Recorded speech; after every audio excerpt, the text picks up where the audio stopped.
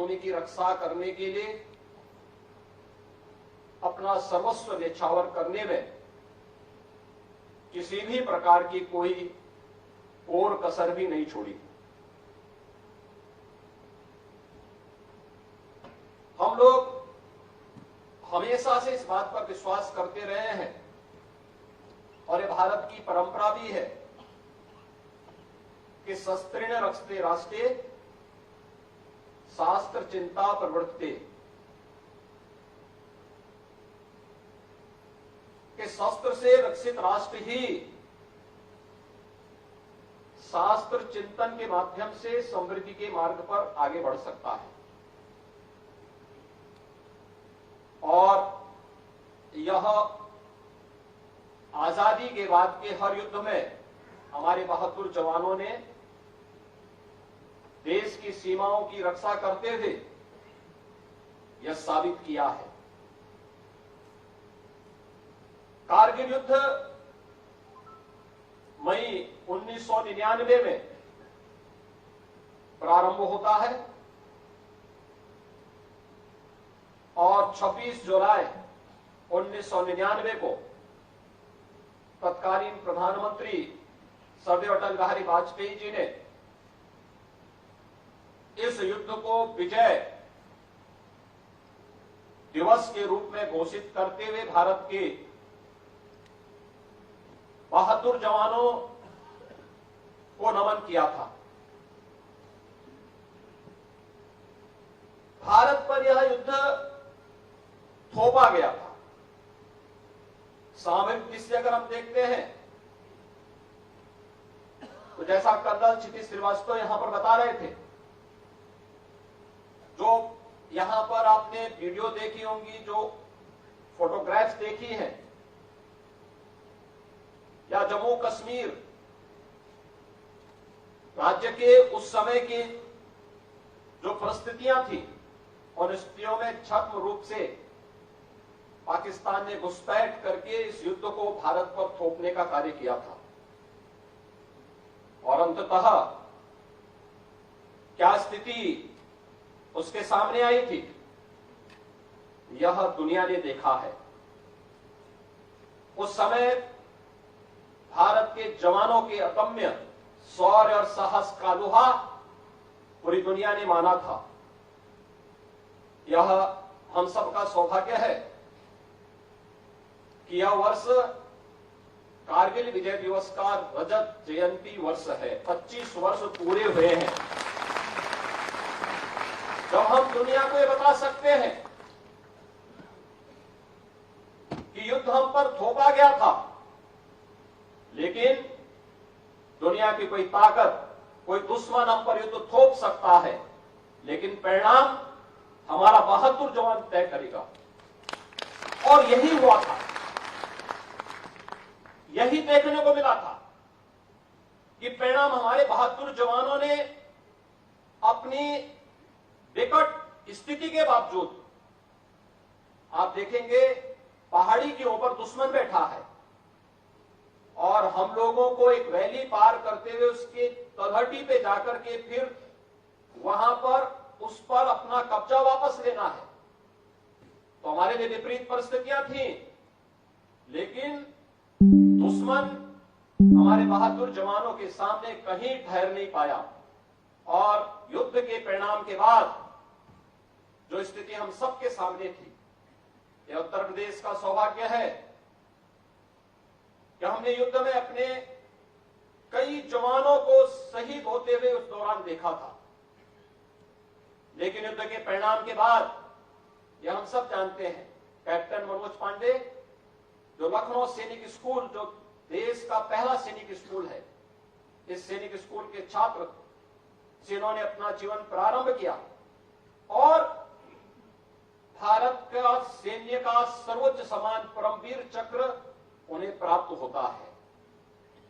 ऐसे ही आपने देखा होगा कि योगेंद्र यादव इस कारगिल युद्ध के दौरान, उन्हें भी उनके अदम्य साहस के लिए भारत का सर्वोच्च सैन्य सम्मान परमवीर चक्र से सम्मानित किया गया। अनेक हमारे सैन्य अधिकारी, मेजर रितेश मिश्रा, लांस नायक केवड़ानंद द्विवेदी, राइफलमैन सुनील चंद, एक लंबी श्रृंखला है जिन्होंने मातृभूमि के लिए अपना सर्वोच्च न्यौछावर करते हुए इस युद्ध के दौरान भारतीय सेना के शौर्य और पराक्रम का अद्भुत प्रदर्शन करते हुए सम और विषम परिस्थितियों का सामना करते हुए इस युद्ध के परिणाम को एक समय सीमा के अंदर भारत के पक्ष में करते हुए दुनिया के सामने भारतीय सेना के शौर्य और अद्भुत साहस का परचम लहराने का कार्य किया था। दुनिया की बड़ी बड़ी ताकतें हस्तक्षेप करना चाहती थी, लेकिन उस किसी भी प्रकार के हस्तक्षेप के बगैर भारत ने इस युद्ध को अपने पक्ष में मोड़ा था और इस युद्ध के परिणाम स्वरूप आज रजत जयंती वर्ष में, कारगिल विजय दिवस के इस रजत जयंती वर्ष के अवसर पर हम सबको यहां पर उन वीर नारियों, उन परिवार के सदस्यों को जिन्होंने अपने परिवार के सदस्यों को इस युद्ध के दौरान खोया था, उन्हें आज यहां पर सम्मानित करके स्वयं को गौरवान्वित करने का अवसर प्राप्त हुआ है। मैं इस अवसर पर भारत माता की उन सभी वीर सपूतों को जिन्होंने युद्ध में भागीदार किया,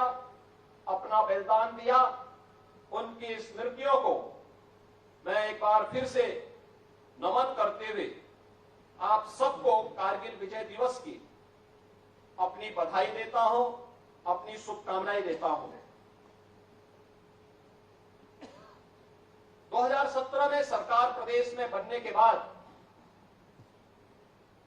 राज्य सरकार के नियमों में संशोधन करते हुए हम लोगों ने कुछ व्यवस्थाएं लागू की और उसके अंतर्गत हम लोगों ने सुनिश्चित किया कि भारत हम इसलिए सुरक्षित हैं, हम इसलिए अपनी प्रगति के मार्ग को आगे बढ़ाने के लिए स्वतंत्र हैं क्योंकि दिन और रात, सुबह और शाम घर से दूर सम और विषम परिस्थितियों का सामना करते हुए, मौसम के प्रतिकूल परिस्थितियों का सामना करते हुए हमारा बहादुर जवान भारत की सीमाओं की रक्षा करने के लिए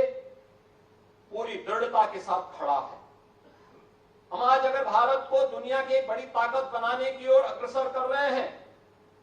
और विकसित भारत के प्रधानमंत्री मोदी जी के संकल्पों को आगे बढ़ा रहे हैं, इसमें निश्चितता छुपी हुई है कि हमारी सीमाएं सुरक्षित हैं। इन सीमाओं की सुरक्षा करने वाले उन बहादुर जवानों को जो देश की सीमाओं की सुरक्षा करते हुए